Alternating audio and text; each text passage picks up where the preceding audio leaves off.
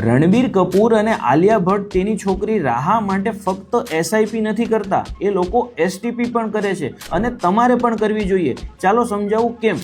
ધારો કે તમે વર્ષોથી એસઆઈપી કરીને છોકરાના એજ્યુકેશન કે મેરેજ માટે પૈસા ભેગા કર્યા છે, પણ જ્યારે ફીસ ભરવાની હોય કે મેરેજ હોય અને જો એ જ મહિને માર્કેટ ક્રેશ થાય તો એ ડાઉન માર્કેટમાં પણ તમારે પૈસા વિડ્રો કરવા પડશે. આ જ નુકસાનથી બચવા માટે કરવું જોઈએ એસટીપી. ચાલો એક એક્ઝામ્પલથી સમજાવું. જ્યારે તમારું છોકરું જન્મ્યું અને એની સાથે તમે જો 5,000 રૂપિયાની ઇક્વિટી એસઆઈપી ચાલુ કરી છે અને હવે જે ત્યારે 17 વર્ષનું થાય છે ત્યારે તમારે એક એસટીપી ચાલુ કરવી પડે. એસટીપી થી થશે એવું કે તમારા રિસ્કી ઇક્વિટી ફંડ્સમાંથી પૈસા ટ્રાન્સફર થઈને શોર્ટ ટર્મ ડેટ ફંડ્સ કે આર્બિટ્રેજ ફંડમાં પૈસા ટ્રાન્સફર થશે અને 2 વર્ષ પછી તમારા સેફ ફંડમાં લગભગ 12 થી 13 લાખ રૂપિયા જમા થઈ ગયા છે, જેથી તમે કોલેજની ફી અથવા તો મેરેજમાં તે પૈસા વાપરી શકશો અને બાકીના રહેલા 40 થી 45 લાખ રૂપિયા જે છે એ ઇક્વિટી ફંડ્સમાં ગ્રો થયા કરશે. અને જો તમારે જાણવું હોય કે એસટીપી કઈ રીતે થઈ શકે તો મારા પેજને ફોલો કરી કમેન્ટ કરો એસટીપી, હું તમને કમ્પ્લીટ ડિટેલ્સ ડીએમમાં મોકલી આપીશ.